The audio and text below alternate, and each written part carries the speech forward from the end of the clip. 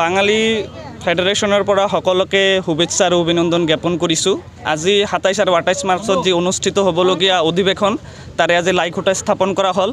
আমি ইয়াৰ জৰিয়তে ফেডাৰেশ্যনৰ পক্ষৰ পৰা অভ্যৰ্থনা সমিতিৰ ফালৰ পৰা সকলোকে আমন্ত্ৰণ জনাইছোঁ যে অহা যি আমাৰ অনুষ্ঠান ২৭ আৰু ২৮ মাৰ্চ সেইটো যাতে সুকলমে অনুষ্ঠিত হয়, জাতি ধৰ্ম বৰ্ণ ভাষা নিৰ্বিশেষে সকলোৱে যাতে উপস্থিত হয়। আমি আমাৰ বিভিন্ন সমাজৰ সমস্যাবোৰ যেনে আমাৰ ছাত্ৰ ছাত্ৰীক লৈ বহুত সমস্যা আছে, চৰকাৰী বিদ্যালয়বোৰৰ বিভিন্ন সমস্যা আছে, সেইবিলাক আমাৰ অধিৱেশনত উপস্থাপন কৰিম। একেটা সময়তে নাগৰিকত্বৰ বিভিন্ন ডিপোৰ্টাৰ ডিটেনশ্যন কেম্প আদিকে ধৰি বিভিন্ন সমস্যা, ভূমিৰ সমস্যা এইবিলাকো আমি উত্থাপন কৰিম।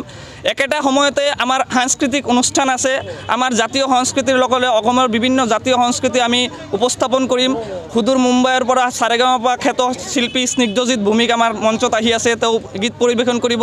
কেৱল মাত্ৰ সাংস্কৃতিক অনুষ্ঠান নহয়, জাতীয় যে বিশেষকৈ সমস্যা, এই সমস্যাবিলাক যাতে আমি সুকলমে উপস্থাপন কৰিব পাৰোঁ আৰু এটা বাৰ্তা দিব পাৰোঁ যে এই যিবোৰ ৰাজনৈতিক আৰু সামাজিক সমস্যা, এই সমস্যাবিলাক যাতে সমাধান হয়, তাৰ বাবে আমি সকলো জাতি ধৰ্ম বৰ্ণ ভাষা নিৰ্বিশেষে সকলো ধৰ্ম নিৰ্বিশেষে মানুহৰ আহ্বান কৰিছোঁ যে আমাৰ মঞ্চত উপস্থিত হওক, আমি অনুষ্ঠানত একলগত আমি কথাবোৰ শ্বেয়াৰ কৰোঁ আৰু ইয়াৰ যোগেদি এটা বাৰ্তা দিব পাৰোঁ যে এই সমস্যাবিলাক যাতে সমাধান হয়, আৰু সকলোৰ উপস্থিতি আমি কামনা কৰিছোঁ অভ্যৰ্থনা সমিতিৰ ফালৰ পৰা।